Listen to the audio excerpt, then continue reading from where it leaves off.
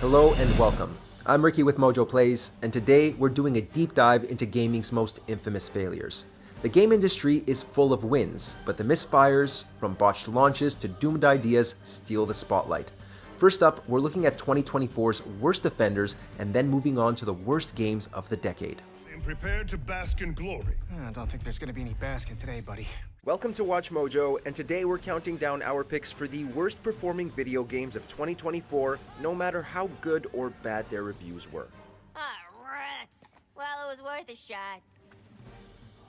Number 10, Tales of Kenzera, Zao.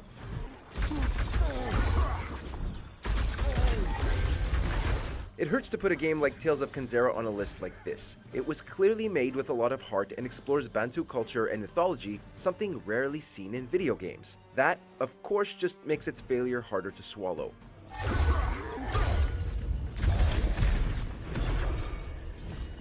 As a Metroidvania, it was already launching in a crowded genre in the indie game space, yet still gained decent reviews. Even at a lower price point, it didn't reach the sales numbers that developer Surgeon Studios was hoping for. Just 3 months after launch, news broke that a little over a dozen employees were being laid off. Considering the studio's LinkedIn page listed 11 to 50 employees prior, that's a sizable chunk.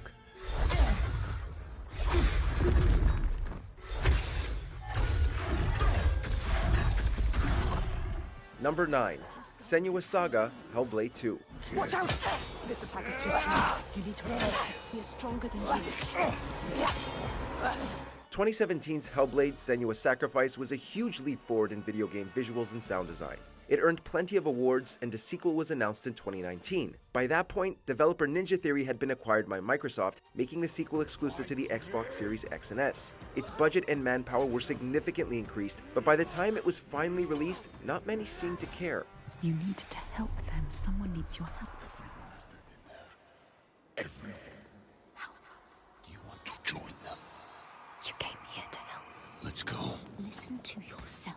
The exclusivity to one of Microsoft's weakest performing consoles didn't help, nor did its 7 to 8 hour playtime at a $50 price tag. According to Circana, an analytics firm in the US, it only reached 21st in sales on Xbox consoles the month it was released. That same month on Game Pass, it only ranked 12th in overall player count.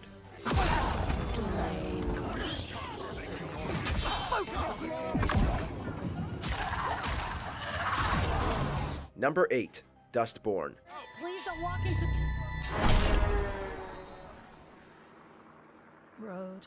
Set in an alternate reality US in 2030, Dustborn follows a band touring the country, with the lead character Pax able to turn her words into attacks. It only garnered middling reviews from most outlets, who felt combat grew tiring and that there wasn't enough story to fill the full playtime. While sales numbers have been made available, it had an abysmal launch on Steam, where it peaked at 83 concurrent players. We're nothing like, we're nothing like you. For a $30 game, that is shockingly low. It's worth noting that its performance was also affected by players who didn't care for its extremely left-leaning politics, and developer Red Thread Games reportedly received a ton of online harassment for it. Regardless of political views though, Dustborn has been anything but a hit. The open road awaits. Time to head out. Go ahead. I'll be right behind you. Number 7, Alone in the Dark. I'm Detective Edward Carnby. I was hired by Jeremy's niece to find him. Oh, yeah? How much you paying you? $150. She's sure getting her money's worth tonight. Once a major player in the creation of the survival horror genre, Alone in the Dark has failed to come back several times. Those hoping the latest attempt would breathe life back into it were sadly mistaken. Released in March of 2024, it was a remake of the original starring David Harbour and Jodie Comer, investigating a missing person case before descending into an eldritch nightmare. Yeah.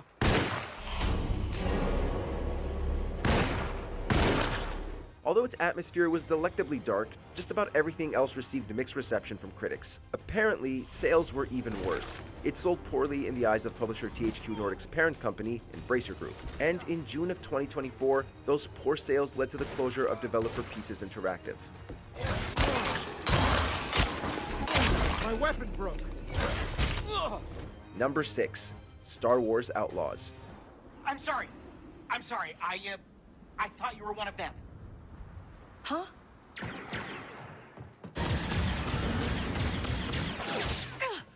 Ubisoft has been on a downward spiral over the last few years, one that even the Star Wars brand couldn't help with. Released in late August, Outlaws scored in the mid-70s across all platforms, with a lot of gameplay elements deemed decent but dated. However, player reactions have been far lower and sales have been slow. Are you kidding? This has caused JP Morgan to cut its projected sales numbers through March of 2025 by 2 million, which in turn caused Ubisoft's share price to drop to its lowest point in 10 years. It clearly isn't the big hit Ubisoft was predicting, as Outlaws also received the biggest marketing campaign in the company's history. What a waste of time. Number 5. Foam Stars.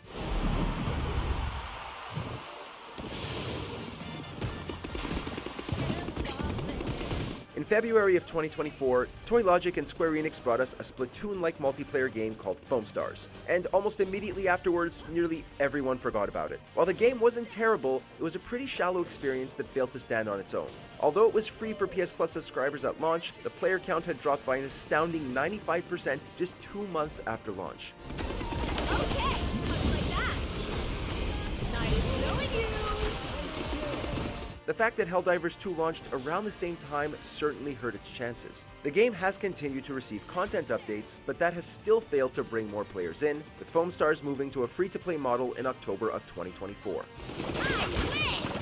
This isn't looking good. Number 4. Borderlands.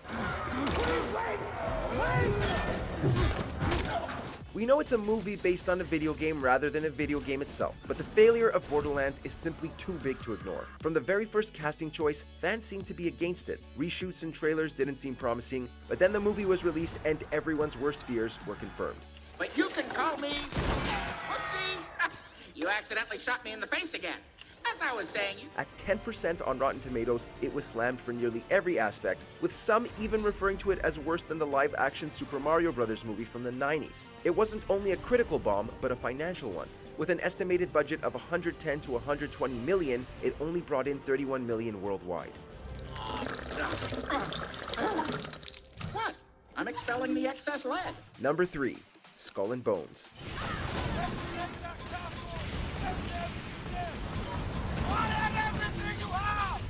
Another Ubisoft bomb, Skull and Bones spent 10 years in development and released to little fanfare. Inspired by the ship battles of Assassin's Creed 4 Black Flag, it reportedly cost $200 million to make across the decade-long period. Other than arriving far too late, there are multiple features players simply weren't interested in.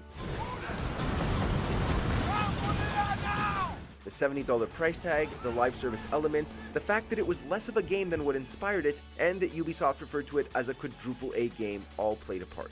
It has since gone on to receive huge discounts across physical and digital stores. Ubisoft hasn't revealed sales numbers, but they cannot be good.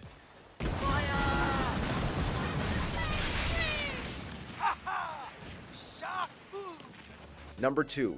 Suicide Squad: Kill the Justice League.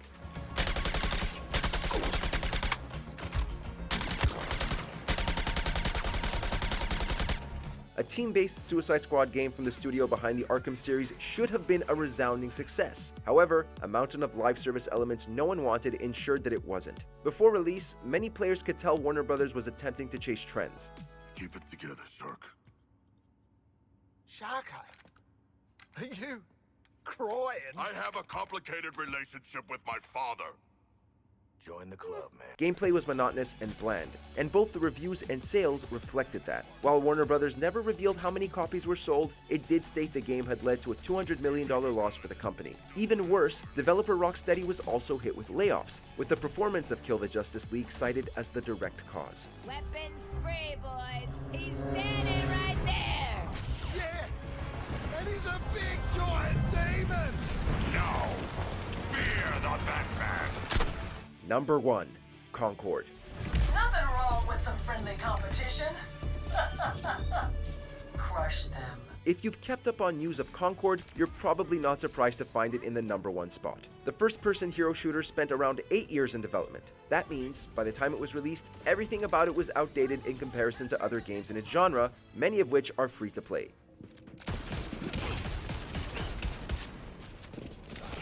Gotta fall back for some healing. Worse than being outdated, Concord only gathered a minuscule player base, while reviews noted that nothing about it stood out, or was even that good. Although developer Firewalk Studios planned to support it through free updates with new characters and maps, it wasn't given the chance to. The player count was so low that Sony took it offline only 2 weeks after release, and all players were given refunds. This right here, best crew in the galaxy. No contest. Know any other video games that bombed in 2024? What the hell is going on? Where am I?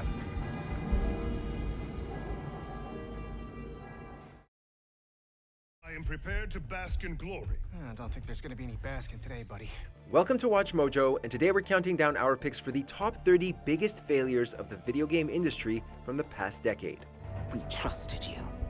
Let you live among us. Number 30, Overwatch 2. 3, 2, 1. Attack on this. The decision to pull the plug on the original Overwatch was a choice many players still hang over Blizzard's head today. The least Blizzard could have done for Overwatch 2 was deliver a couple of new maps with a smooth launch. Alas, that was not the case. Overwatch 2 launched with players being stuck in a queue for hours upon hours on end. Those who managed to get in at launch quickly discovered how meaningless this sequel truly was. Just about every map from the previous game was back, with nothing new outside of lighting. As soon as Blizzard cancelled their plans for story content, fans have begun turning their backs to a company they once adored. Perseverance is my middle name. Number 29, Balan Wonderworld.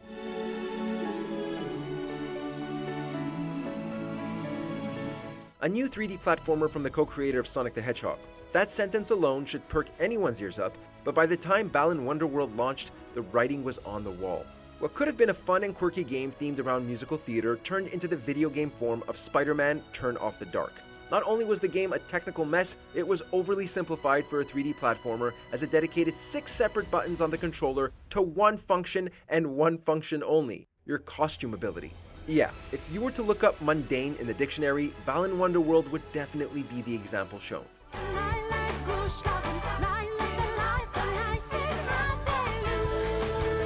Number 28, Battlefield 2042.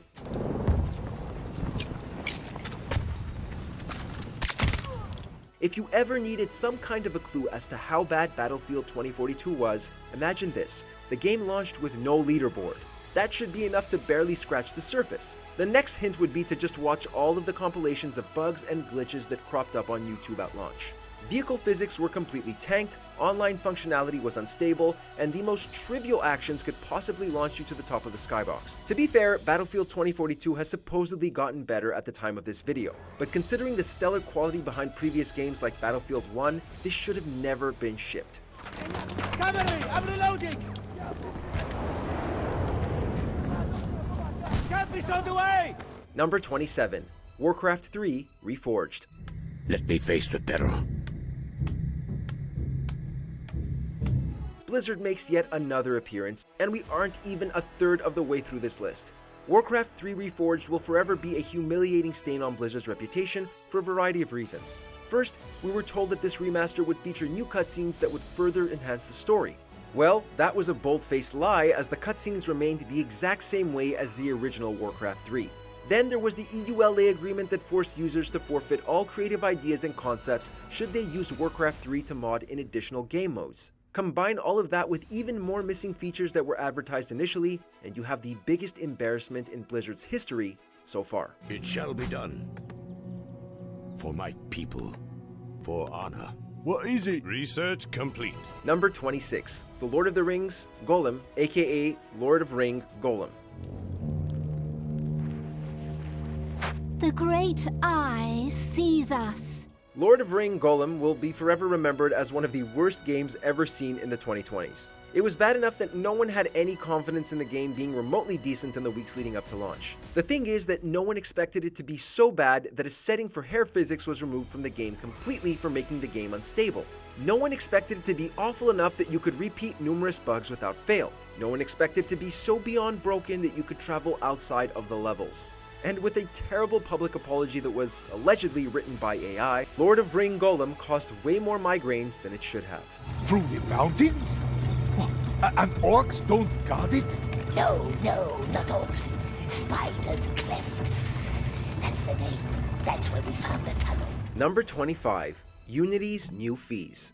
Unity was once regarded as one of the cheapest game engines to obtain and one of the easiest to use. It opened the door to game development for hundreds of thousands of would-be developers, allowing them to finally fulfill their dreams and put out their first games. Well, in September 2023, Unity decided it wanted more money from small-time devs and announced they would be implementing a new policy that would grant Unity additional royalties from indie devs, royalties based on the number of times a game was downloaded. Everyone hated that. Several indie developers, including some that are prominent in the space, would announce delays or even cancellations of their games as many scrambled to find a new game engine to work with. Unity would not cancel the policy until September 2024, a whole year after the backlash began. Number 24. Godfall. Macros sold us a vision he never believed in. Ever since Borderlands 2 launched in 2012, Gearbox has continuously failed in reaching that same level of success. Even after the bomb that was Battleborn, maybe a new IP could renew the faith from old fans. Not with Godfall. In the weeks leading up to its launch, Gearbox placed a bizarre emphasis on how good the endgame content is. Okay, but what about the game itself? Well, it was nothing special. Godfall was a melee-centric Borderlands, but with a world coated in lens flares and absurd sheen instead of scrap and flesh, and a better combat system, albeit for a few short minutes. So, if the main game loop is boring, what reason is there to stick around long enough for a supposedly fun endgame? That's like advertising a moldy dinner while promising an exquisite dessert. Macros thinks the war is over, but our fight has just begun. Number 23. New Tales from the Borderlands. You should be seeing multiple holograms of yourself, sir. Oh yeah! So, if Godfall is the bad dinner with a great dessert, then what does that make New Tales from the Borderlands? Imagine being handed the soggiest bag of fast food by a person with the brightest smile on their face. Once again, Gearbox tanks its reputation further by delivering a narrative-driven game with a poorly written story filled with unlikable and annoying characters.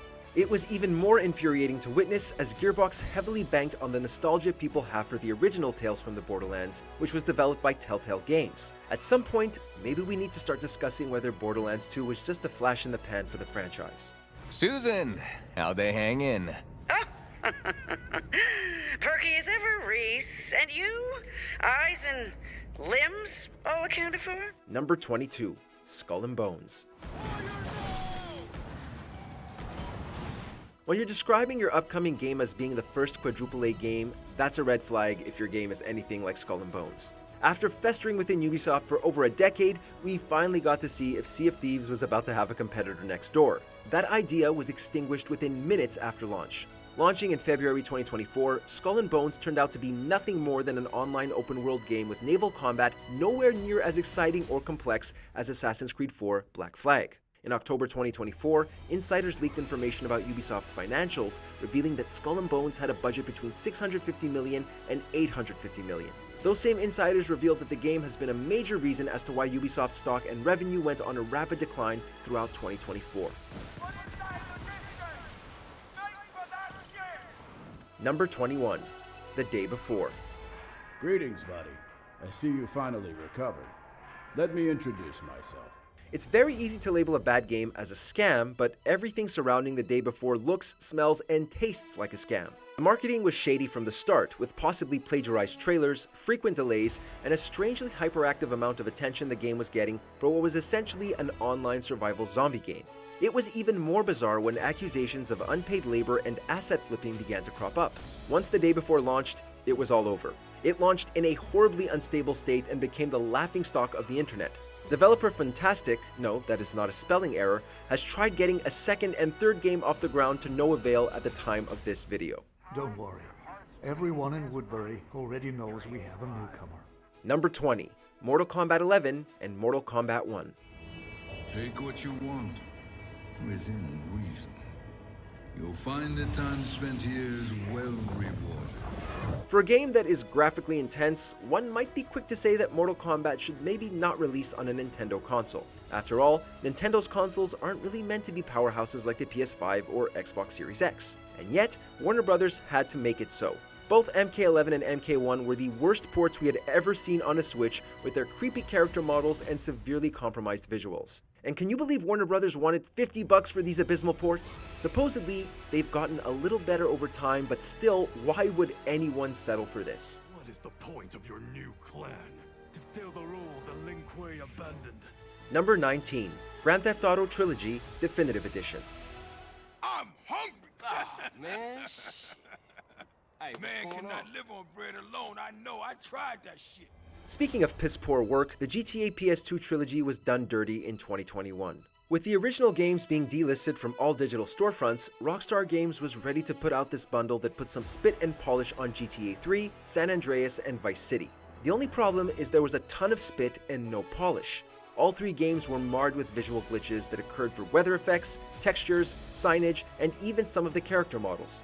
Turns out developer Grove Street Games had used AI to upscale textures only for it to screw up most of them. Rockstar would take another 3 years to go in and fix the game themselves, releasing a patch in 2024. Grove Street Games had its name completely scrubbed from the credits by Rockstar, which Grove Street's CEO was not super thrilled over. Another time, Ricardo. Ricardo, let's go. Let's get out of here. Number 18, Fallout 76.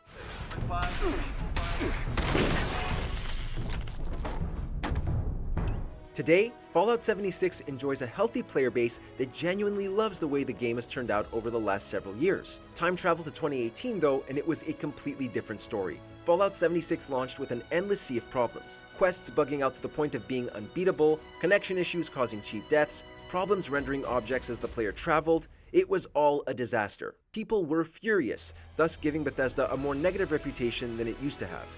At least they managed to turn F76 around today.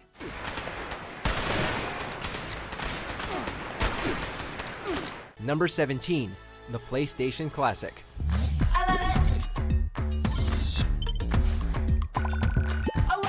Nintendo's success from the NES and SNES Classic prompted Sony to do the same.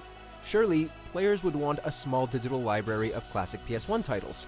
Well, as it turns out, if you implement a bunch of aspects players hate, the answer is a resounding no.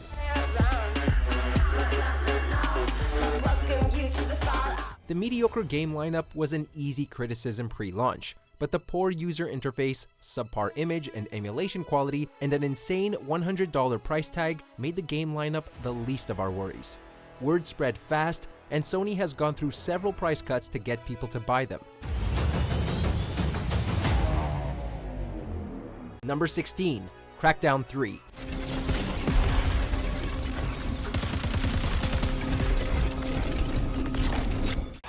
Our hearts go out to the developers of Crackdown 3. The latest entry of the hectic third-person shooter series went through 4 delays before finally releasing in February 2019. And they were all products of trying and failing to keep the hefty promises the game was supposed to deliver on. Fully destructible environments through the Xbox One's highly touted cloud processing were harder to implement than they had originally thought. The delays, crowded release schedule, and mediocre game design made Crackdown 3 sell pretty poorly. It didn't actually do much different from the original Crackdown, which was released in 2007. It's such a shame this was a failure, given the importance riding on this title. The future is secure as long as the agency threat dies. Number 15, Metal Gear Survive.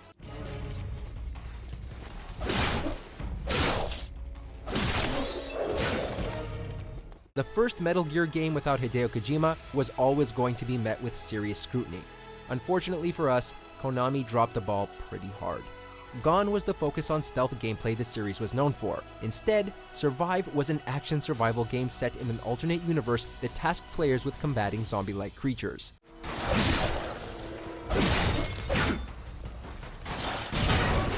If that doesn't convince you the tacked-on Metal Gear name was just a cash grab, the inclusion of microtransactions should.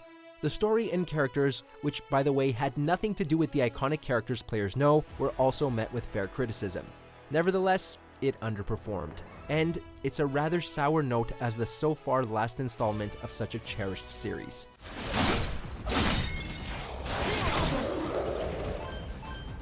Number 14, the Wii U. An exclusive library of games means unique spins on that classic Nintendo fun. While the Wii U had some great games, it was almost set up to fail from the very beginning. Revealed at E3 2011, Nintendo focused so heavily on the new controller that many didn't realize it was an entirely new console. and naming it after the popular Wii to sound like an add-on didn't really help.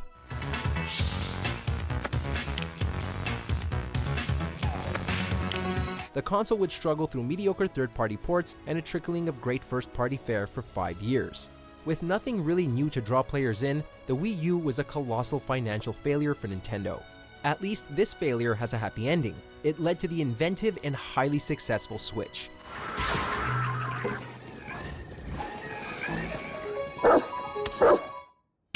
Number 13, the PlayStation Vita.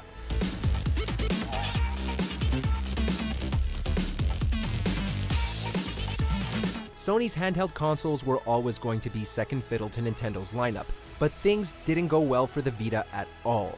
From the moment the system launched, sales were very slow and never had the chance to take off.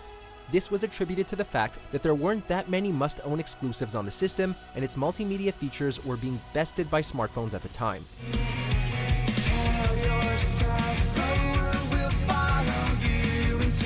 Eventually, game development for the Vita ended mid-decade, with most of its exclusives being ported over to the PS4 and Sony quietly discontinuing the Vita in March 2019. Sadly, unlike the Wii U, there's no successor to the PS Vita in sight.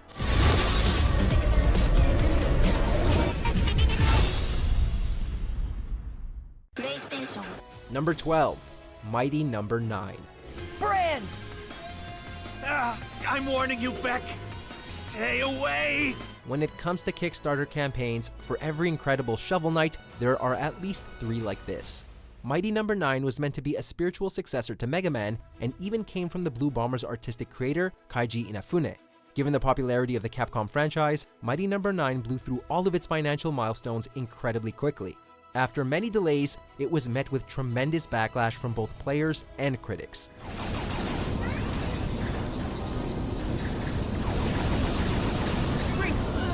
Underwhelming graphics, a bland story, and poor technical performance were all favorites to pick apart.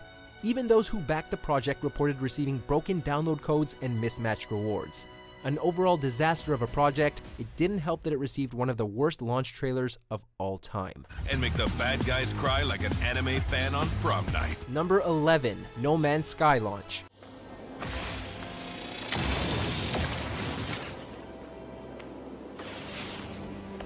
When promoting a game, it's best to keep your promises in check. Hello Games learned this the hard way when they launched No Man's Sky in 2016. Players were ecstatic to explore a procedurally generated galaxy with their friends, discovering new planets and species.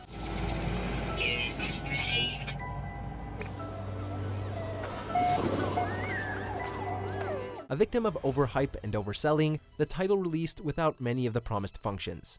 Multiplayer components and gameplay elements, such as those in terms of crafting resources and different planetary features, were absent from the game. This obviously sparked outrage from players sold on a certain experience. This failure to live up to expectations is something Hello Games has had to work very hard to fix with updates to the game. And the game is actually pretty good now. When the game is out, one of you might one day come across this planet. Number 10, Telltale Games. Beans. Homemade. Might be more where this came from. Rest in peace. While they were around since 2005, Telltale Games earned fame by creating point-and-click games based on popular IPs. Their most successful being 2012's The Walking Dead, where tough choices made for engaging storytelling. Lee protected other people too.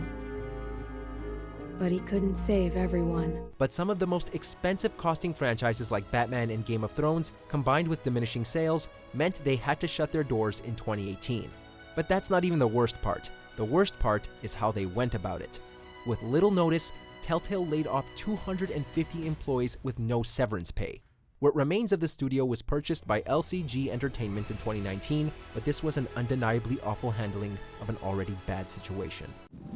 New life begins. Iron from ice. Iron from ice.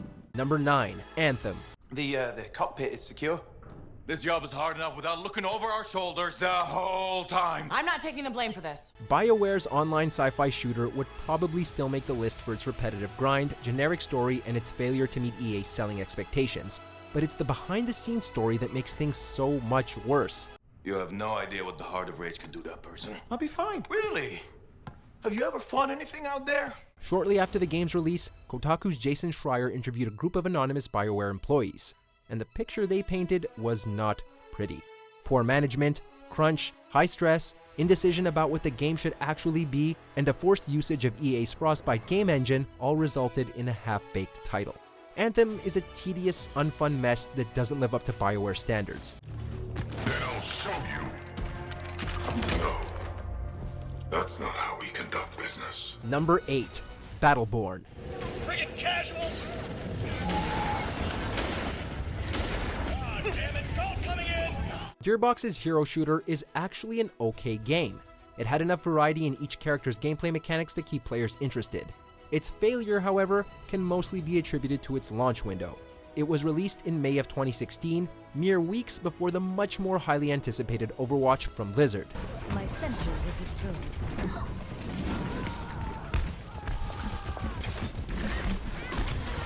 Though they were similar, Overwatch was clearly the better game and had the larger marketing budget. Battleborn sold decently at launch, but player count dropped immensely after Overwatch released, with the PC count dropping from 12,000 to 1,000 just 2 months later. The game would eventually go free to play in 2017, but was shut down in January 2021. So long, Battleborn. Enough nonsense! Catch this! Number 7. Radical Heights. And this is what I have to show for it? I'm ready to be more than this. With the boom in popularity of Battle Royale games like PlayerUnknown's Battlegrounds and Fortnite, we've seen many studios follow the trend to varying degrees of success. At the very bottom of that list sits Radical Heights. That's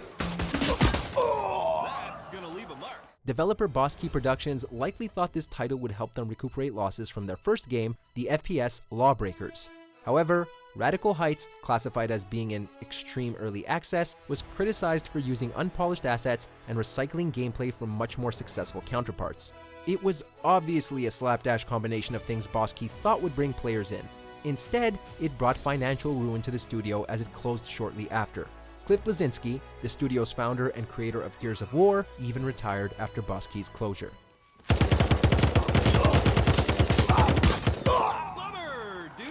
You're definitely not leaving empty-handed. Here's what you've won. Number 6. Mass Effect Andromeda. I didn't know you were biotic. Don't worry, it's not contagious.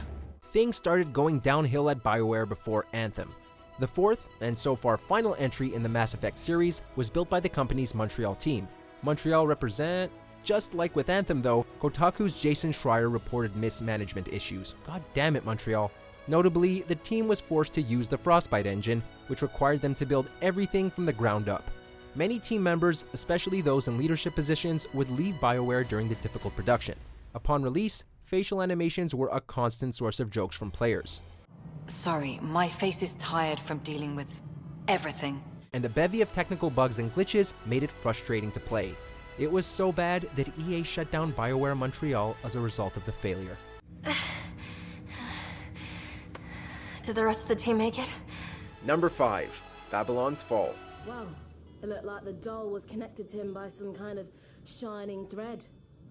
Square Enix's third attempt to break into the live service market required the help of Platinum Games, famed studio behind Bayonetta, Vanquish, and Mad World. However, neither studio seemed to be prepared for this endeavor, let alone capable of pulling it off. Babylon's Fall wound up being a game filled with corridors, unremarkable environments, and poorly explained mechanics. The game did not even last a year before it was shut down in February 2023, and it's part of the reason why some have become more skeptical of Platinum Games recently. Don't you know where you are, Lycus? This is no place for a child. Number 4. Redfall. The others want you dead. But I want you here, alive. During the previews and marketing campaign, Redfall seemed like it could be a sleeper hit for Xbox. There weren't a ton of people excited for it, but Arcane Studios had prestige thanks to its efforts on the Dishonored games. Oh, how the mighty have fallen. Redfall became one of the Xbox's biggest blunders in the brand's history. Not only did we get a dull open world, we got a world where the AI was insipidly stupid and wouldn't properly detect or react to the player. The fact players were required to create Bethesda accounts and have an online connection was equally aggravating. In the end, Arcane lost its branch in Austin, Texas, all future plans for Redfall were cancelled, and the game was preserved by allowing it to function offline.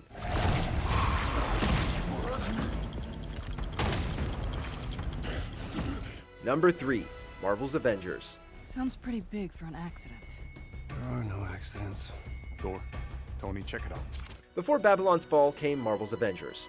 This should have been an easy win for Square Enix and Crystal Dynamics, but when you have a studio built for single-player games to design an online multiplayer title, things are gonna get ugly. What we got was a game where mashing one button to attack solves almost all of your problems, and the Avengers get to spend much of the game opening boxes for gear. Marvel's Avengers was delisted from digital storefronts as of 2023. Square Enix suffered a massive loss of more than $60 million, leading them to sell Crystal Dynamics to Embracer Group along with the Tomb Raider IP. What's happening here? The city's collapsing. Number 2. Suicide Squad: Kill the Justice League. Computer, activate the threat assessment matrix. What? You tough guys never seen a bat computer? Yet another sad attempt at a live service, and once again, a publisher had its own single-player game studio make a multiplayer online service title. No one other than Warner Brothers wanted an online shooter from Rocksteady. No one was asking for a Suicide Squad spin-off from the folks known for the Batman Arkham games. And yet, we somehow got one that was packed with a messy UI, a bland story, and a poor ending that only serves as an excuse for the live service element's inclusion. Suicide Squad: Kill the Justice League sold so abysmally that Warner Brothers blamed the game as the reason why they suddenly lost $200 million. Despite this, Warner Brothers Discovery CEO David Zaslav insists that WB Games will continue investing into live service games. If you're seeing this, Robin, it means I've been compromised.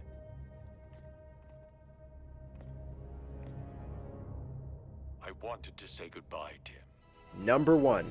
Concord. Sorry. Oh, come on. We crushed that last job. Were they even watching? Sony may as well have told Warner Brothers to hold their beer, because Concord is the most prolific video game failure we've seen since E.T. on Atari. Sony burned $400 million in almost an instant when it saw Concord was floundering in development. Not only did they spend $200 million to acquire Firewalk Studios, they injected $200 million just for them to finish a standard PvP hero shooter. Players were so uninterested that Sony pulled the game from sale and shut down the servers less than 2 weeks after launch. Firewalk Studios was shuttered in October 2024. And to think that Sony internally championed this game as the next Star Wars. Nothing wrong with some friendly competition. Crush them. Admittedly, 2024 had a lot of great games, but with so many layoffs and greedy live service and rushed out titles, it was inevitable that there would be some huge failures. Looking at the past 10 years, the gaming industry has grown exponentially, but with that growth comes a lot of growing pains. Okay, next up, we're shifting from the games themselves to the biggest failures in marketing, product launches, and consoles. Who are developing products around this as a platform. And those products are meant to address an entirely new space in computing. Welcome to Watch Mojo, and today we're counting down our picks for the top 10 failed video game consoles. In the early days of gaming, you could take your Apple IIe, write your own programming, and take your game to market. For this list, we'll be looking at home and handheld consoles that were financial disasters for their companies. We're not saying these consoles are bad, though in some cases they are, just that they failed to sell enough units. Did you own any of these consoles? Which do you wish had succeeded? Number 10, Wii U. Hernandez is on the mound, and here comes the 3-1 pitch. Swing and a miss. 98-mile-per-hour fastball. Things were looking great for Nintendo coming off the Wii, but things started looking bad as soon as the Wii U was revealed. Its vague announcement trailer, which only focused on the gamepad, had most consumers confused as to whether it was a new console or simply an add-on for the Wii. It's time for a whole new Nintendo experience. Wii owners and newcomers alike, it's time to play Wii U. With initial sales poor, the Wii U began losing third-party support. First-party titles, as stellar as they were few and far between, so there really wasn't a whole lot to pull players in. The console only sold 13.56 million units, a fraction of what the Wii sold. But at least the unique gamepad design was repurposed for the much more popular Switch. Wii U is all about unique experiences you can't have anywhere else. Number 9, Sega Saturn.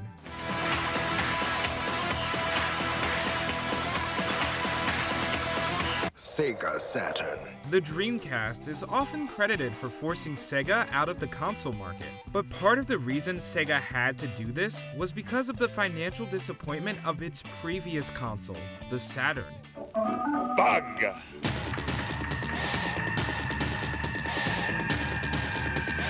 Sega decided to surprise launch the Saturn in the US 4 months early, catching players and retailers off guard. The stunt would cost Sega dearly, as soon after, Sony revealed the upcoming PlayStation's price to be $100 cheaper. $299. Complex hardware design led to limited third-party support, and the Saturn simply couldn't compete with the N64 and Sony's debut console. Of its 6-year lifespan, it was only available in the US for 3, before being discontinued and collectively sold 9.26 million units. Wow. Number 8. Nokia N-Gage.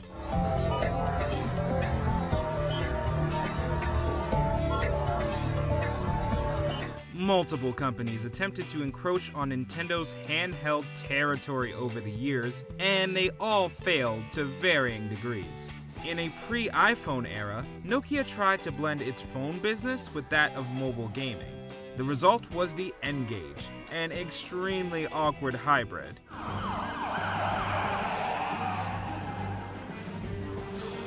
Criticisms ranged from its buttons, which weren't really meant for gaming, to its design. You had to remove its cover and battery in order to change your game cart. Needless to say, the N-Gage did not distract us from the Game Boy Advance. Nintendo's handheld initially outsold it 100-1, with some retailers offering a $100 rebate 2.5 weeks after launch. All in all, it only sold 3 million units in its 3-year lifespan.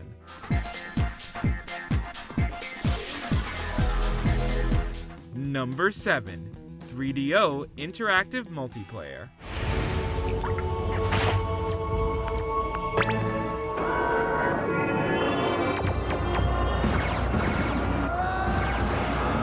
For all intents and purposes, the 3DO was ahead of its time. But that's partially what hurt its chances. The system was the brainchild of EA founder Trip Hawkins.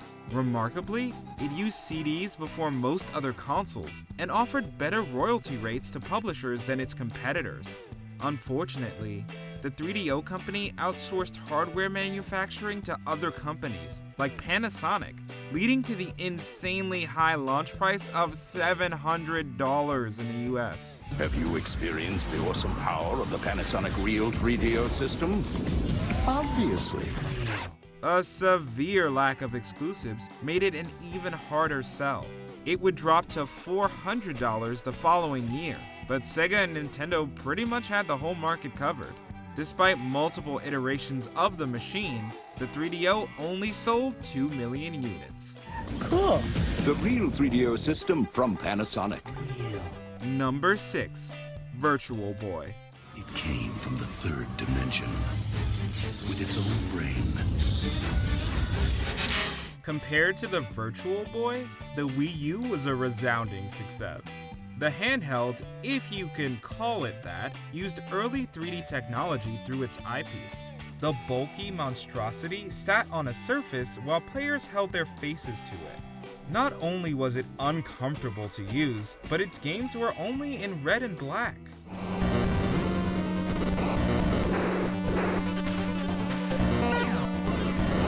The monochrome color design paired with the stereoscopic 3D graphics could cause eye strain after short periods. Nintendo actually rushed it out the door so it could use more resources for the upcoming N64. Unsurprisingly, it bombed. It only lasted a year, released a scarce 22 games, and sold 770,000 units. Virtual Boy, see it now in 3D. Number 5. Philips CDI. It's an interactive encyclopedia, a stimulating match with a tennis pro, an interactive adventure through fantastic worlds. The CDI was another early disc-based console that launched at far too high a price. Developed as a partnership between Philips and Sony, the multimedia platform lets you surf the web, listen to CDs, and play games, among other features. What it's most remembered for today, though, and not at all fondly, are the horrendous Zelda and Mario games that came from a failed deal between Philips and Nintendo. It sure is boring around here. My boy, this piece is what all true warriors strive for. I just wonder what Ganon's up to. For a platform that offered so many features, the CDI launched at $1,000 in the US before dropping significantly. But a price drop didn't help matters. The CDI only sold 570,000 units globally and cost Philips $1 billion in losses. Games, movies, music, and more. Trust me, babe, I know about this CDI stuff. Number 4, Ouya. Costs a lot of money, you have to work with established players in the space, and I've been trying to figure out how do we get them back to it. Just because something has a successful Kickstarter campaign doesn't mean it will be a success. Case in point, the Ouya. The microconsole was made with casual gamers in mind and designed in a way that it could be easily taken apart, modded, and used by players to develop their own game. However, it didn't have enough dedicated titles to draw attention from the big three, of which the Ouya also couldn't compete with on a power level. We'll have all the game genres you love. Shooters, platformers, sports, and RPGs. We'll have games from major game publishers, and indies too. We'll have a full store of games. It was a neat experiment, and initial reception was mostly positive. But not many bought in outside the Kickstarter backers, causing the system to only sell around 200,000 units in its lifespan. You're the signal to the world that this is wanted. Number 3, Atari Jaguar and Jaguar CD. 16 and 32 are less than 64. So with 64 bits, 3D graphics, real-world animation, and lightning speed that you can only get with Jaguar? Atari had a long, painful decline as it exited the console market. The once renowned company's last console was the Jaguar. It was marketed as the only 64-bit console available, although the truth was that it had two 32-bit processors. This cheeky marketing tactic was the butt of many jokes. However, that design made it difficult on game developers.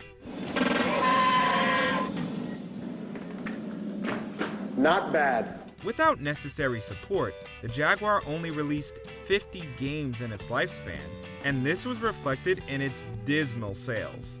Additionally, Atari inexplicably released a disc-based add-on in 1995 as a way to prolong the inevitable. The Jaguar sold an embarrassing 150,000 units before Atari decided to call it quits. Oh well, game over. Number 2, Apple Pippin. It's really not one of those individually, but actually all of them together. Pippin technology is technology derived from the Power Mac architecture. Apple may seem like a company too big to fail, but it's seen its fair share of bombs. The Pippin, Apple's console collaboration with Bandai, is one of those bombs. It was created as an alternative to expensive PCs, even using macOS architecture and connecting to the internet. That's all well and good, but between Nintendo, Sega, and Sony, most consumers didn't look twice at the Pippin. It has not just the software and the hardware, but we also have great development tools, and we also have great content already available on Macintosh. It originally launched at $599, an absurd asking price for a console whose main selling point was going online. Even that feature was flawed. It couldn't run most web browsers people used, and it didn't have any standout titles to uphold its games aspect. No wonder it only sold 42,000 units. And then you truly have a hybrid disk able to deploy across a huge number of platforms. Number 1, Gizmondo.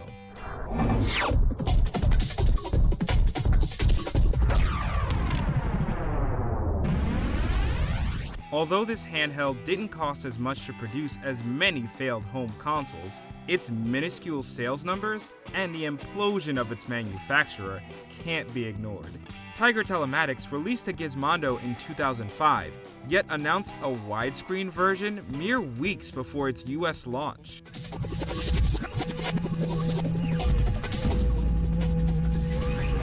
This definitely hurt its sales potential, but there's a lot more to this story. An expose on Tiger's executives revealed criminal ties, including director of Gizmondo Europe Stefan Eriksson's ties to a Swedish mafia. This, combined with poor initial sales and overspending on promotion, led to Tiger Telematics declaring bankruptcy in 2006, less than a year after the handheld's release. It sold less than 25,000 units altogether. He doesn't care much about principles, do you? Welcome to Watch Mojo, and today we're counting down our picks for the top 10 video game product fails.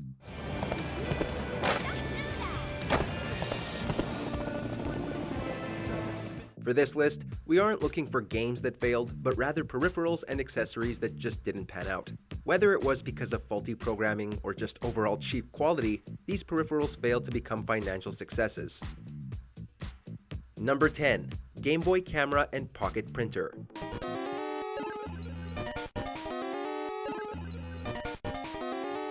Want to embrace your inner photographer or take goofy pictures with friends? Well, do yourself a favor and get a real camera, not the Game Boy camera. While it was a cute novelty that gave us a window into the future of cameras in handheld consoles and phones, you couldn't save and relish in your pics unless you had the flimsy pocket printer. This is where the experience is ruined, as pocket printer would print your creations on thermal paper, aka the kind of paper used for cash registers, which was flimsy enough for ink to be easily smeared. Again, cool in novelty, but the enjoyment lasts about as long as it takes to refill a register with the cheap paper.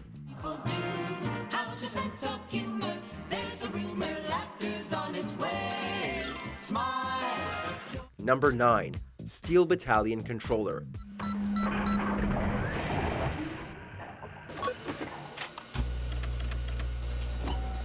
One impressive feat in gaming is how we can pull off complex actions with the press of a few measly buttons. But Capcom decided a few buttons weren't enough, and what gamers really needed was a deck of controls akin to that of military technology. Despite Steel Battalion seeing critical success, the same could not be said in the financial sense, as it bombed harder than a patrol boat trying to take on a nuclear submarine.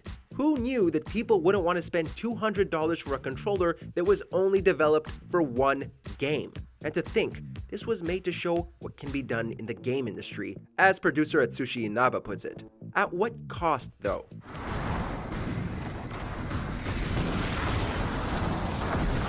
Number 8. Guitar Hero Grip. You got the power in your hands! Now open the DS. If Guitar Hero was a literal cash cow, it would have died from milk fever after the obscene amount of band-specific spin-offs, or handheld spin-offs.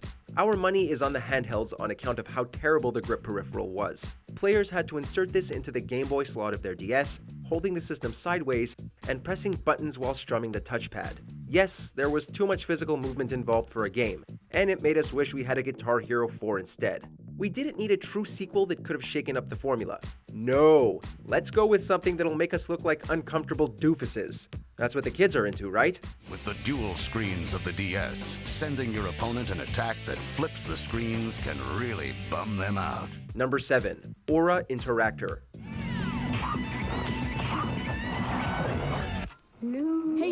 Want to spend a ludicrous amount of money to look like a rejected Ghostbuster? No? Then stay away from the Aura Interactor.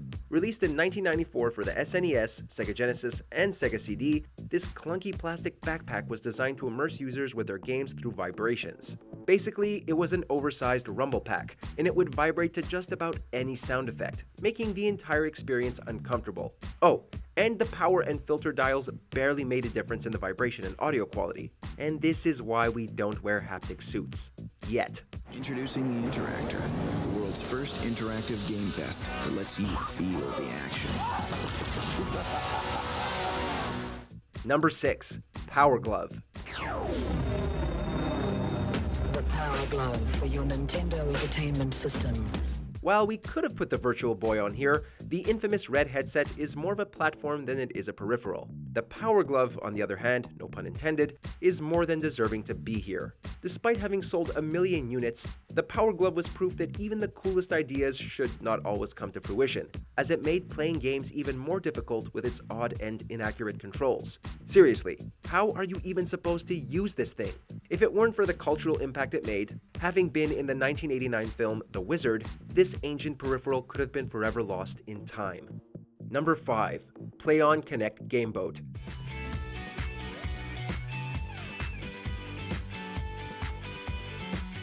Who would have thought that Connect Adventures, a game that requires no hands to play, would get a peripheral to make setup a bigger pain in the keister? What exactly was wrong with Connect Game Boat aside from the absurd name?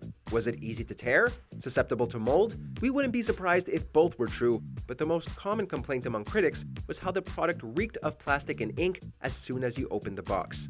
To make matters worse, it did nothing but make the game frustrating to play, not to mention uncomfortable to sit in with another person. If you're a sadist looking to burn money, good luck finding a unit. Number 4. Sega Activator.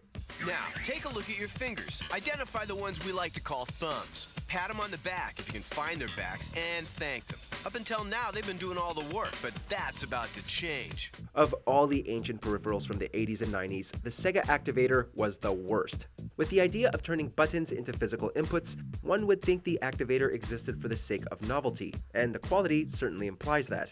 Users would place themselves inside the ring and gesture in different directions to play their game. The exaggerated marketing hid one crucial detail though: the device was not as accurate as the commercials led you to believe, and the absurd price point of $80 made it clear that consumers should spend their cash on another game rather than malfunctioning plastic. Also, yes, the footage you've been seeing is an actual official instructional video for the product. Better yet, unleash 2 inner warriors by going head-to-head with another Activator. Number 3. Wii Vitality Sensor. The Wii Vitality Sensor first recognizes your pulse. But pulse is not just a measurement of your heartbeat. You know what the Wii really needed? Something to clap onto our finger to make it seem like we were using some kind of homemade medical equipment. That's exactly what Nintendo thought we needed when they announced the Wii Vitality Sensor at E3 2009. The device was to hold your finger and help players relax by emitting pulses. However, it was revealed throughout the years that the Vitality Sensor was failing to provide consistent results during the testing phase. And it wasn't until late 2013 when the late Satoru Iwata finally said the project was cancelled. It's okay. We have a feeling this wouldn't have sold well anyway. I very much look forward to that day. Thank you very much. Number 2. Tony Hawk Ride Skateboard.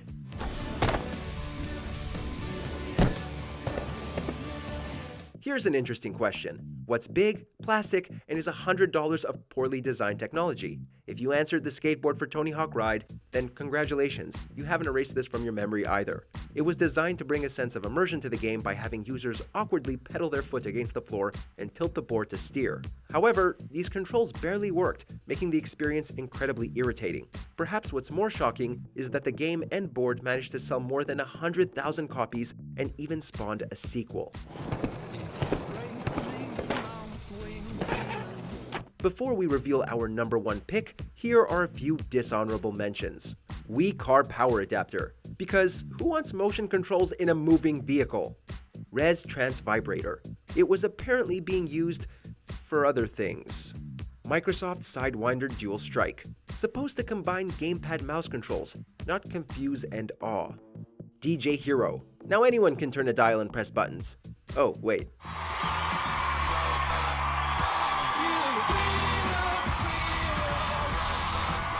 Rollin' Rocker. Whose idea was it to replace buttons with a pad to stand and tilt on?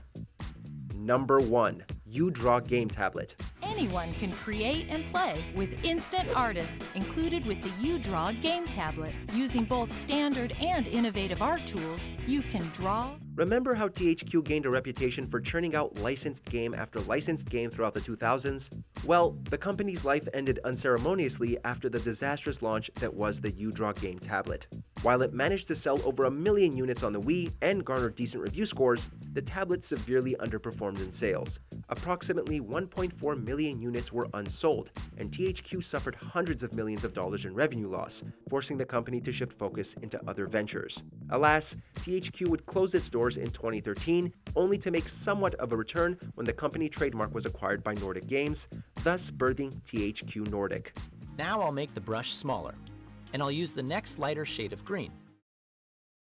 And finally, the NAACP is not happy this morning about a European ad for Sony's new portable PlayStation.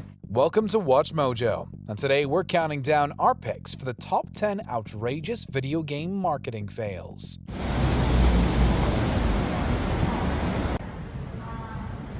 For this list, we'll be looking at instances where game companies attempted to promote their products but widely missed the mark for what was appropriate or what their fans wanted. Which of these marketing failures shocked you the most? Number 10. The Xbox One reveal. The one that makes your TV more intelligent.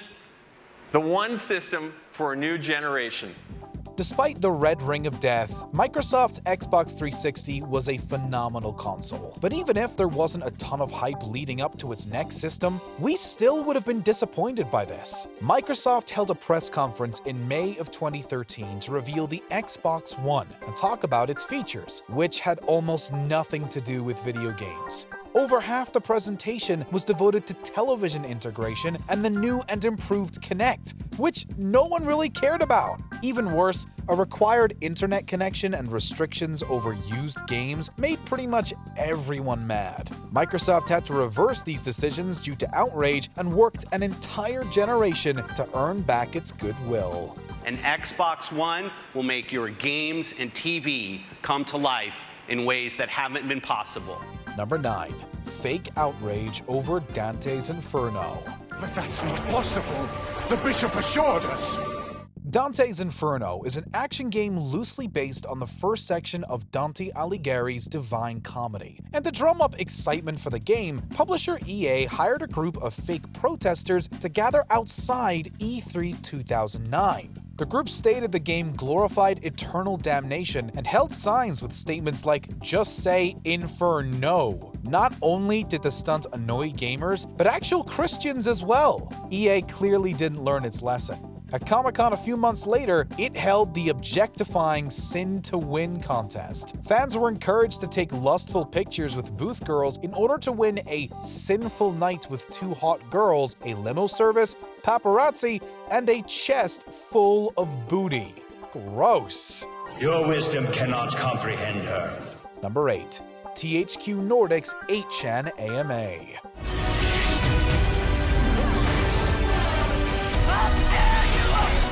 THQ once released 10,000 red balloons in San Francisco in honor of Homefront, a major hazard to the environment, and earned it a $7,000 fine. But still, after a brand merge to become THQ Nordic, this marketing decision was far more questionable. With upcoming Darksiders 3 DLC, 2 higher-ups of the company hosted an AMA on 8chan, a site famous for featuring insanely controversial content. It was even blacklisted by Google in 2015, information that would have been easily available if anyone had bothered to check. The decision caused immediate backlash, but the AMA went on as planned. And in between questions about the actual game, the AMA saw questions too despicable to quote here. Number 7. God of War 2's Greek launch party. Stomps you in the back of your head. Basically, you enjoy every minute of it. As part of the marketing campaign for the sequel to its widely successful, widely violent God of War, Sony threw a party in Athens. It was a good idea in theory, celebrating a new franchise in the home of its hero and theming it around Kratos' era. But in practice, it came under some deserved fire. Pictures from the event showed up in the official UK PlayStation magazine, showing the dead body of a goat as a centerpiece. The Daily Mail fans the outrage flames, though Sony refuted its coverage and pointed out some inaccuracies. Still, maybe don't include the body of a cute animal at your party. It's bound to piss some people off.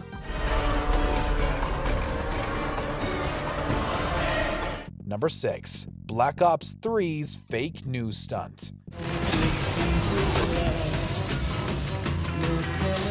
In 2015, Activision and Treyarch seemingly wanted a less traditional way to get fans excited for the campaign in the upcoming Black Ops 3. But they made just about the worst decision possible on how to do so. The Call of Duty Twitter account was renamed Current Events Aggregate, complete with a new logo and tagline, "Where we bring you real news." The account then proceeded to tweet out false news about a terrorist attack in Singapore to its nearly 3 million followers. The idea was clearly to give fans a taste of story events. But considering terrible things like this happen all over the world all the time, the stunt was distasteful to say the absolute least. Number 5. Ubisoft's accidental bomb scare.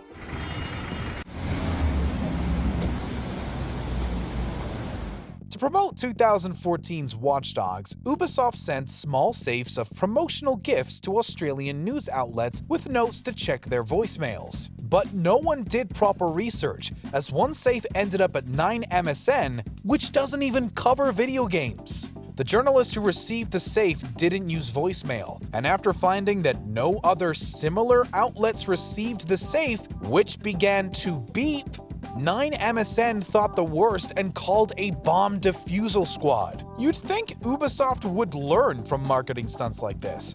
4 years prior, it promoted Splinter Cell Conviction by hiring an actor to show up to a New Zealand bar dressed as an in-game enemy with a fake gun. Because nothing builds up game hype like fearing for your life. Sooner or later, gotta cut you down. I have a message to those who stand in my way. Pray. Number 4. Acclaim's speeding ticket coverage. Before it went bankrupt, Acclaim pulled some pretty bold marketing stunts. To promote Turok Evolution, it offered $10,000 to the first parents to name their child Turok. It also attempted to buy space on gravestones to promote Shadow Man 2. But the most actively terrible marketing ploy Acclaim ever pulled was for its 2002 racing game Burnout 2: Point of Impact. Acclaim offered to cover any speeding ticket issued to UK drivers as long as it was issued on the game's launch date. This was seen by most sane people as encouraging reckless driving. To hell with everyone else's safety, just make sure you go buy our new game. Utterly shameful.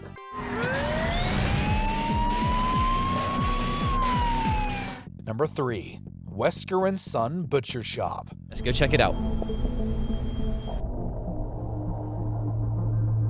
There are a lot of upsetting things about Resident Evil 6, including this marketing stunt.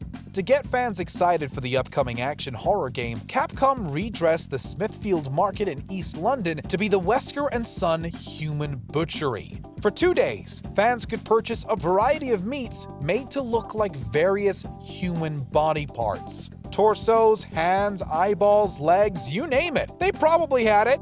And the recreations actually looked pretty accurate, which just made the whole thing a lot more gross. What's worse is that widespread disgust likely overshadowed the pop-up's good cause. All proceeds went to the Limbless Association, a UK-based charity founded to help amputees. Just write a check next time.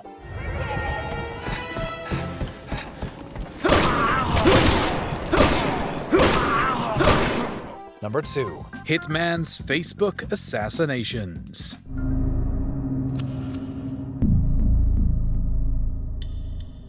This one is just plain mean. Shortly after the launch of Hitman Absolution, developer IO Interactive released a Facebook app that allowed users to put fake hits out on their friends. It was a weird marketing decision, but how the app actually operated was way worse. Users could choose from different physical descriptors, which could be incredibly offensive, like a muffin top or bad hair. You could also choose the reasoning behind the hit, like the fact they smell bad. Targeted friends would then receive a special video on their wall using their photos and details, as well as showing Agent 47 kill them. Backlash was immense and immediate, prompting IO Interactive to take down the app the same day it was launched.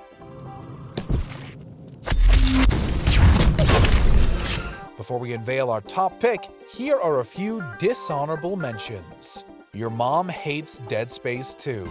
Moms reacting to video game violence was dated long before this campaign. Oh, yeah, I'll show you my opinion. It's gross. I hated it. Number 1, the White is Coming campaign. And finally, the NAACP is not happy this morning about a European ad for Sony's new portable PlayStation. Honestly, it doesn't get much worse than this. Sony's PSP released in Japan in 2004 in the standard black color, but in 2006, to promote the upcoming white version, it released a series of billboards in the Netherlands that were highly insensitive. They featured 2 models, one black and one white, in racially charged stances. The most widespread one featured the white model aggressively grabbing the black model's face, accompanied by the tagline, "PlayStation Portable White is coming." It's baffling how anyone who had anything to do with the marketing didn't realize what this looked like. But everyone else did as soon as the billboards went up. Sony issued a non-apology, but nevertheless removed the ads. What a lineup. Consoles that crashed, products that confused everyone, and marketing that missed the mark. It's not always fun in games. Okay, last up, we have games that tried copying legends and reviving classics that just couldn't pull it off.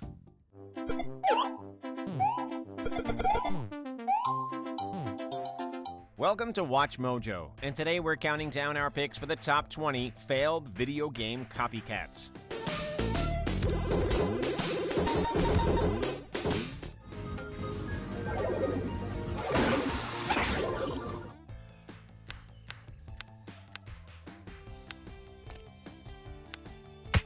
For this list, we'll be looking at various video games that blatantly ripped off more successful ones. Have you ever actually enjoyed an obvious copycat? Number 20, the 3D Battles of World Runner.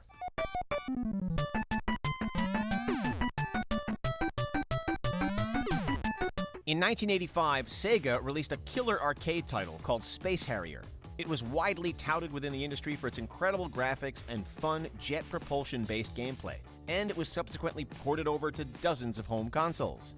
By all accounts, it was a monumental success, and in came the 3D Battles of World Runner to leech off it.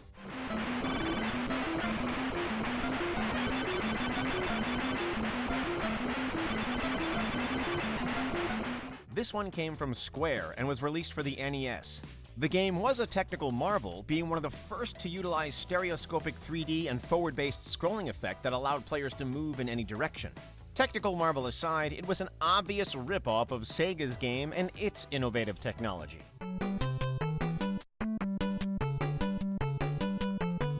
Number 19, Pac-Man Party.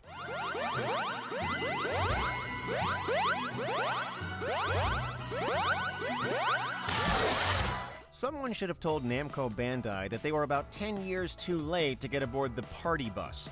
In 1999, Hudson Soft and Nintendo released the brilliant Mario Party.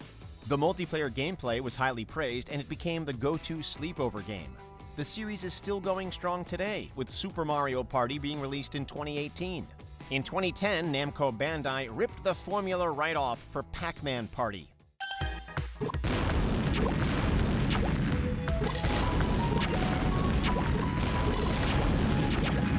They weren't even inventive enough to give it its own title. Making it worse is Namco Bandai's obvious inferiority to Nintendo, resulting in an inferior game no matter which way you slice it.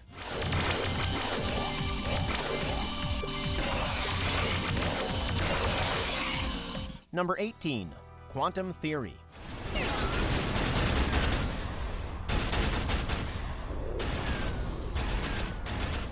In 2006, Cliff Bleszinski and Epic Games gave us Gears of War, which proved to be one of the next-gen Halo killers. It proudly sat alongside Halo and Call of Duty as the go-to multiplayer games of the generation, with particular attention going to its graphics and cover-based shooting mechanics. Nearly 5 years later, Team Tachyon released Quantum Theory. Don't worry. Anyone who has to see for yourself.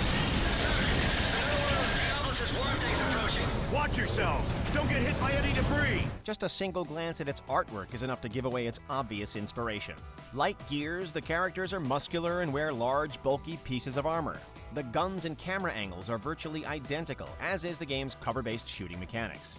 They're so similar, we're surprised Epic didn't slap them with a lawsuit.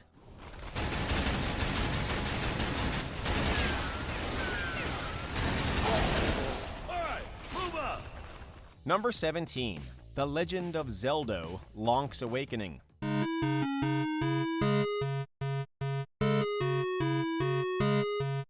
This is probably not the ripoff you're expecting.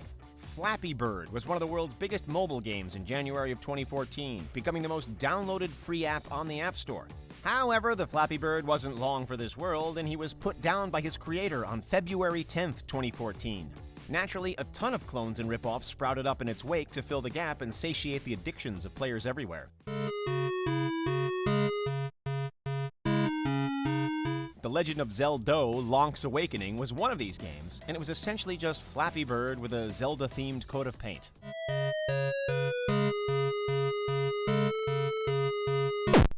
Number 16, Boxmaker.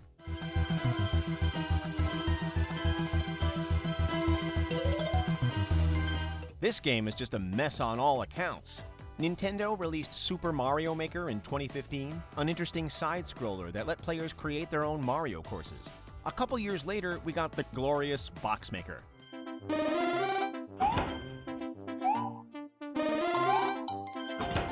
Boxmaker all but admits that it ripped off Super Mario Maker in its grammatical abomination of a Steam description. It's not just the concept that the developers ripped off, the music, the sound effects, the color scheme, the gameplay mechanics, everything is ripped straight from Mario.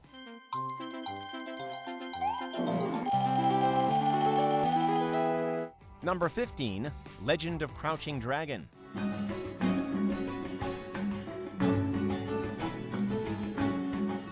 Blizzard isn't one to take things lying down. Not long after Hearthstone was released in closed beta, a Chinese developer swooped in and ripped off the concept. Even the logo was strikingly similar. Legends of Crouching Dragon: Generals of the Three Kingdoms was released the following fall season on mobile devices, and Blizzard was not happy.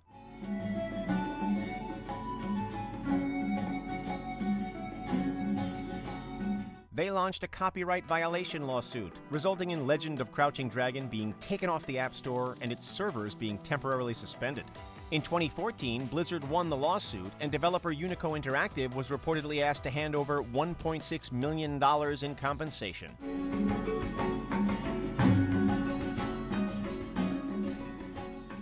Number 14, Kung Fu Panda: Showdown of Legendary Legends.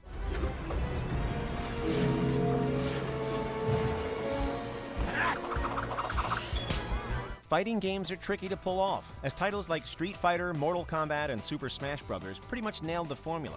It seems hard to make an original fighting game these days, and as such, new ones are often compared to the classics.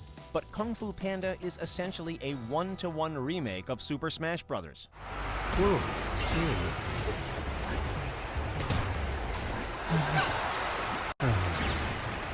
The gameplay and look are identical, complete with increasing percentage points as a damage counter, a drop-in from above after elimination, crowd noises, orchestral music, and even that colorful explosion graphic that accompanies a knockout. If Po was in Super Smash, you literally couldn't tell the difference.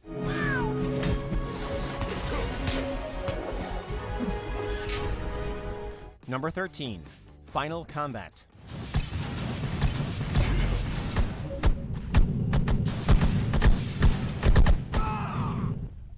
And here we have another blatant Chinese ripoff. Like Kung Fu Panda, Final Combat is a one-to-one ripoff of Team Fortress 2, only without the quality. The character classes are exactly the same, although they lack the charm and sense of humor of the original cast.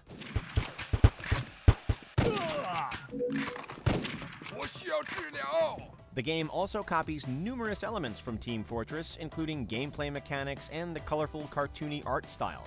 It could make for a decent, albeit blatant ripoff if it weren't for the horrible controls, persistent bugs, and rampant frame rate issues. It's just a bad game all around.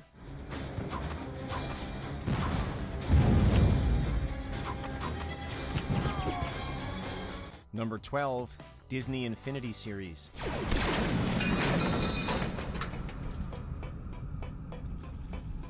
The Toys to Life genre exploded when the Skylanders franchise released in 2011.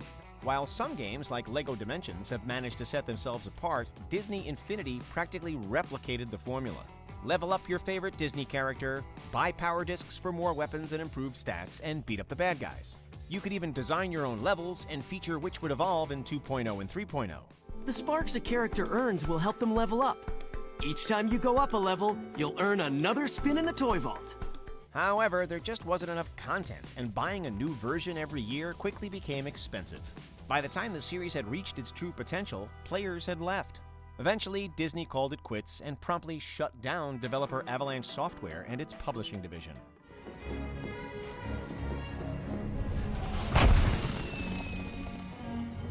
Number 11, Another Bound Neo.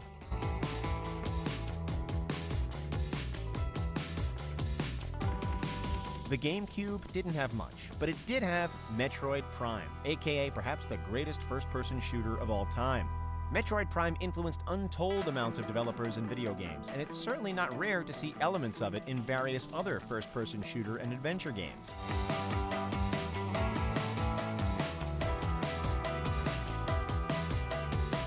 But Another Bound Neo is a straight ripoff.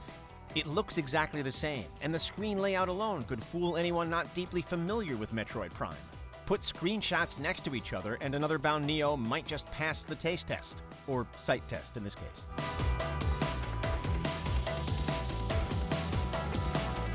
Number 10, The Great Gianna Sisters.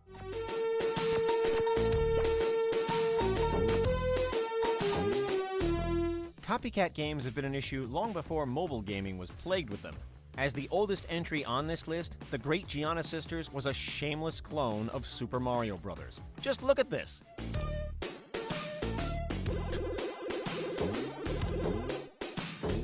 It's as if the art style was directly lifted from Super Mario Bros., and the developers made tiny tweaks to look slightly different. While it's believed that Nintendo filed a lawsuit against the developers, the rumor has since been proven false. However, Nintendo did take part in swaying sales away from Gianna Sisters.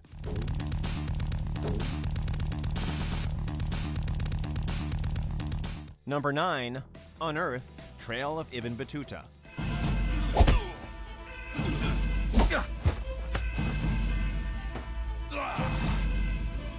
It's hard to imagine anyone trying to replicate the look and feel of the Uncharted series. Considering the game's size and scope, it'd be hard to pull off. And yet, someone still tried to copy it. What resulted was Unearthed Trail of Ibn Battuta, a game that tried so hard to look exactly like Uncharted, the main character looks like he could be Nathan Drake's cousin. He's armed by an arms dealer and funded by a wealthy antiquities smuggler.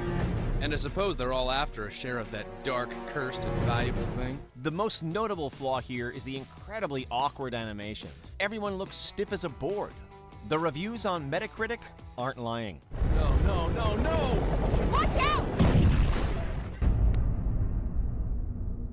Number 8, The Simpsons Skateboarding. 50-50 grind. The Simpsons have had some pretty good copycat games over the years, with a few games successfully setting themselves apart from the games that inspired them. However, not every title was a real shiner.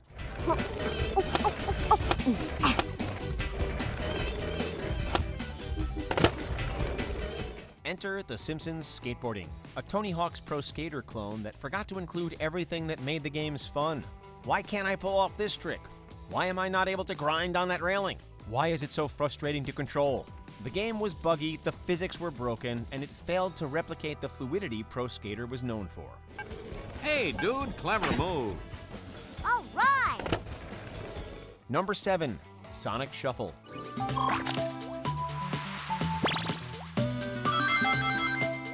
Mario Party has been known for its simple yet replayable gameplay. You hit a dice block, navigate your way to a star, and play a bunch of mini-games. Few have tried to replicate this formula, and very few have succeeded. Sonic Shuffle did not succeed.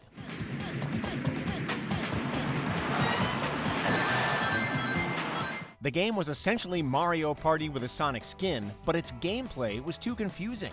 You draw a random card from your hands to move, but you can also steal an opponent's card? What? And oh, the load times. You spend more time waiting on the game to load than playing it. This game was just another case of Sonic trying to be like Mario.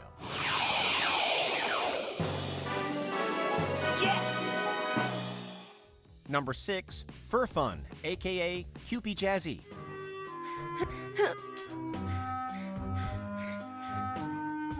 These days, it's not rare to see a game billed as a spiritual successor end up being a poor imitation. Fur Fun was a Steam game that desperately tried jumping on the ukulele hype train in early 2017. Like other abusive Steam developers, Fur Fun was littered with stolen assets, using gold ingots from Minecraft and ripping music straight out of Banjo-Kazooie.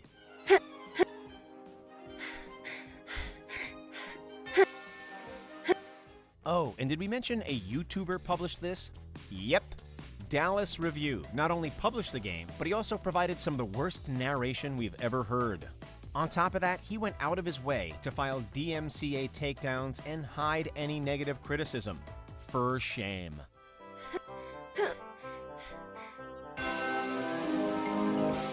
Number 5, Castle Miner.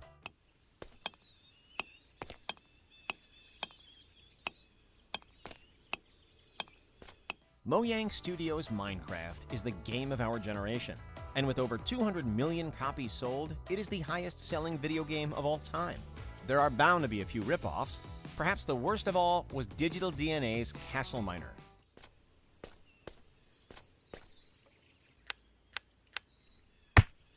This, too, is a block-building sandbox game centered around mining for materials and building structures.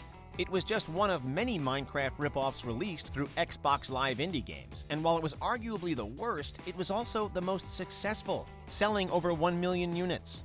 It just goes to show that sometimes shamelessly ripping off something else does pay off.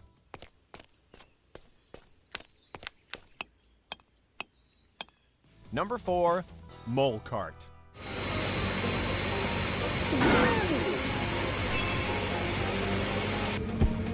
Once again, we have a shameless Chinese knockoff in the form of Mole Cart. Released for iOS in 2012, Mole Cart is exactly what it sounds like.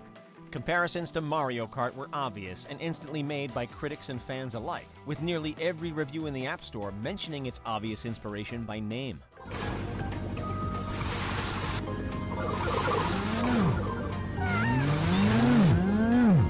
In fact, entire courses were ported over, including Moo Moo Meadows and Mushroom Gorge, and the items, blocks, and sound effects were nearly identical.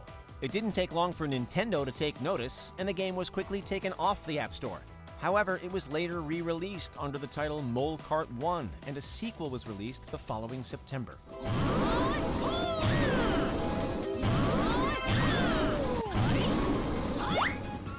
Number 3, Cartoon Network Punch Time Explosion.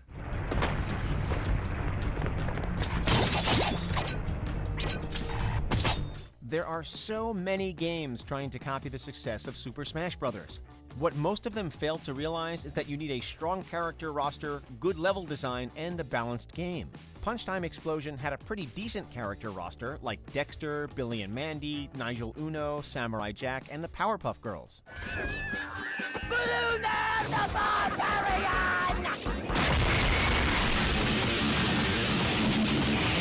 However, most of these characters were too overpowered, and most of them played too much like their Smash Bros. Counterparts. The game even had its own version of Subspace Emissary from Brawl. Punch Time Explosion had the potential to be a great Cartoon Network-branded game, but it turned out to be yet another Smash Bros. Clone.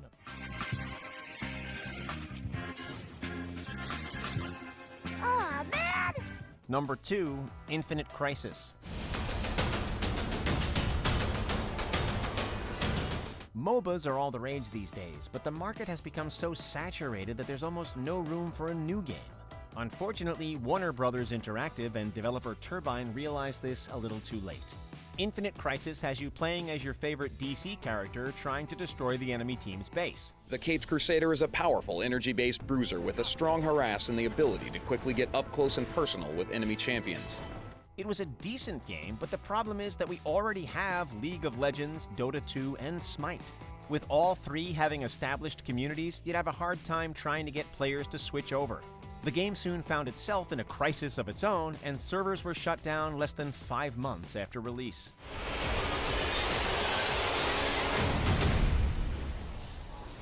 Number 1, The War Z, aka Infestation Survivor Stories.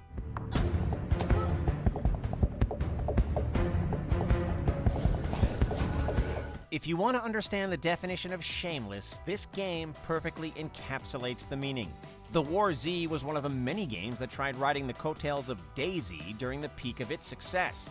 In fact, War Z went so far to replicate the game that it looked like an exact copy.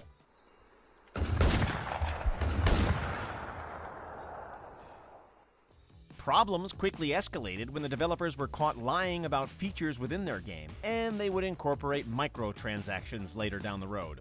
Add in homophobic slurs from the executive producer and censoring criticism, and War Z would go down as one of the worst games ever made.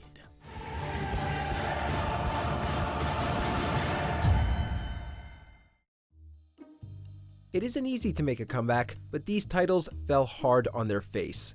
Welcome to Watch Mojo, and today we're counting down our picks for the top 10 failed video game revivals.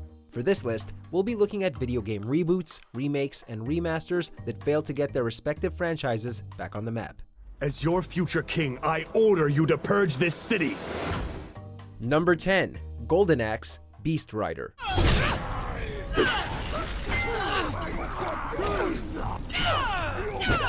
The Golden Axe franchise may not have had as many sequels as other popular beat-em-up titles, but the simplistic combat and fantasy setting kept players coming back. However, the poor quality in Golden Axe 3 caused the franchise to go dark for a decade and a half, and it wouldn't return until 2008.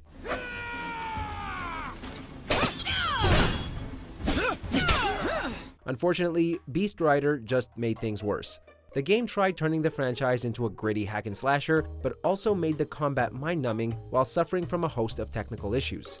In an issue of Game Developer magazine, project producer Michael Buccieri explained Beast Rider's troubled development, citing instances of poor management, lack of resources, and loss of vision as the reasons behind the game's negative reception.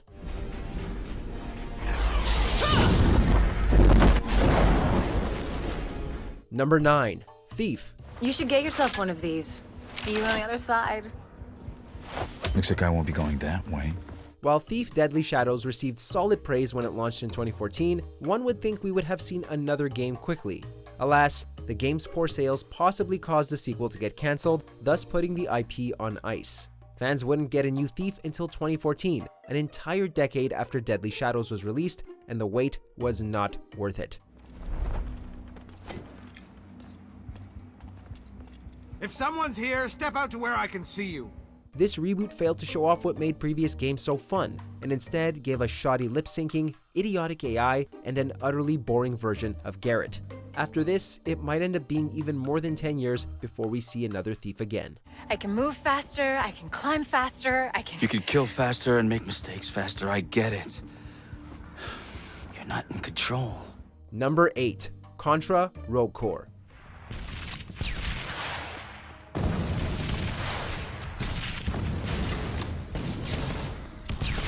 For a time, the Contra franchise was doing very well, rarely ever getting below mixed reviews. Even Hardcore Uprising, which featured a vastly different art style than previous titles, received good scores. Sadly, this would all come crashing down when Konami shelled out Contra Rogue Core in 2019. Hungry Beast! HB is actually a cyborg with a human brain. I love him so much. The gameplay barely resembled the bullet hell nature of the franchise, with its cooldowns and slow movement, and the annoying characters showed that Konami was trying way too hard to make memes. After experiencing this mess, it feels like every Konami property is required to have its own Bomberman Act 0.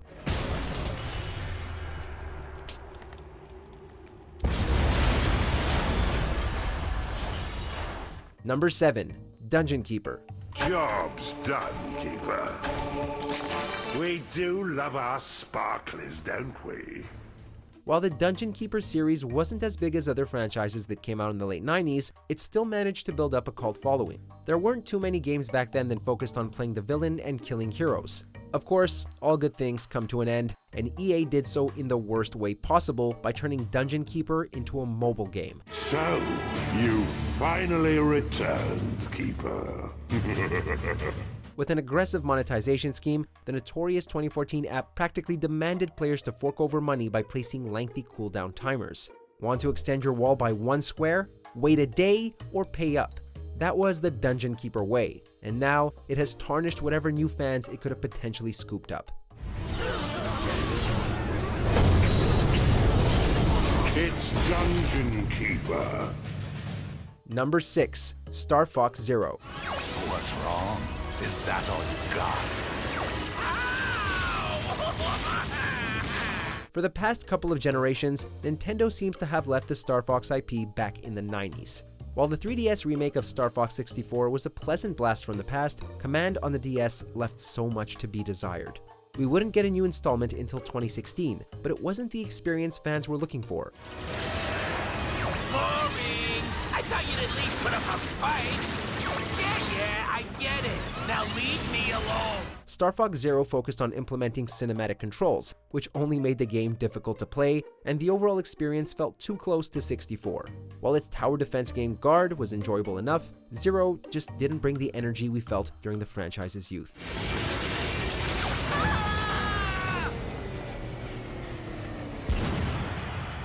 Number 5. Warcraft 3 Reforged.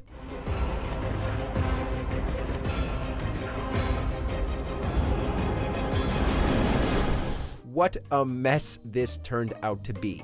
Reforged was to be a marvelous visit back to an RTS classic, but quickly ended up being one of the worst games of 2020. Prior to launch, Blizzard had hyped up the game by promising new cutscenes, upgraded visuals, and remodeled character designs. What fans actually got was an overpriced texture upgrade and a sleazy policy forced onto the modding community. Ready to work. Work. The backlash was so relentlessly fierce that Reforged has become the lowest user-rated game on Metacritic, and Blizzard began offering refunds. Jaina? I'm sorry, Arthas. I can't watch you do this. Number 4. Alone in the Dark Illumination.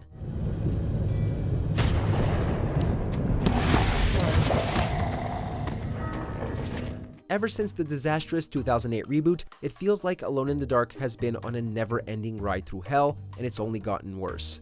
If you thought the reboot was bad, you must not be aware of Atari's second attempt to revitalize the franchise.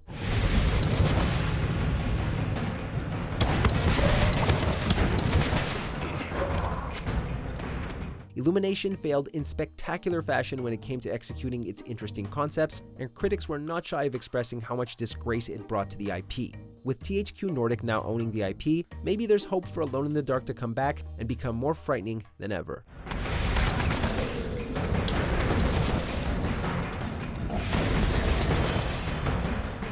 Number 3. Shenmue 3.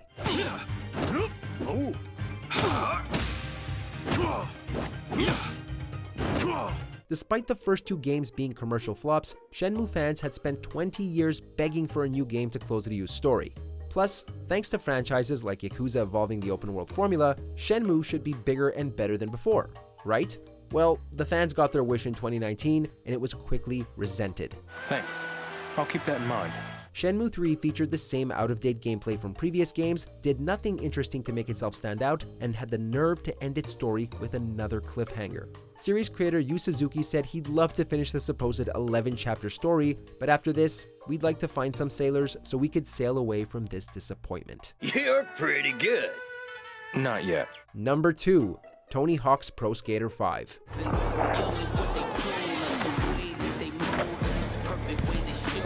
Ever since Activision introduced the skateboard peripheral with Tony Hawk Ride, the Pro Skater series has never been the same. The HD remaster was lackluster, and Shred was a bigger flop than Ride, but the whole skate park would be demolished after the cataclysmic Pro Skater 5.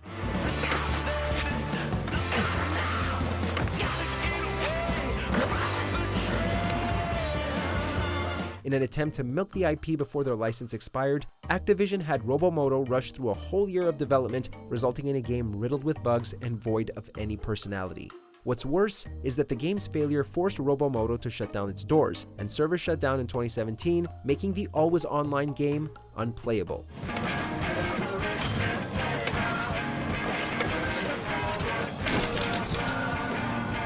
Number 1. Duke Nukem Forever. Baby, you make me wish I had 3 guns. After taking the FPS scene by storm in the 90s, it seemed as though Duke was on top of the gaming world. While we would get a handful of spin-offs, Duke wouldn't get a new game until 2011.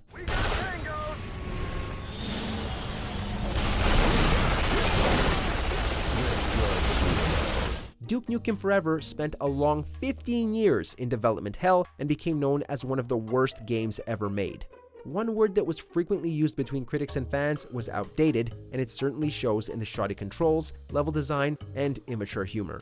Duke may want to kick some ass and chew some gum, but after this, how can he when the whole world is laughing at him?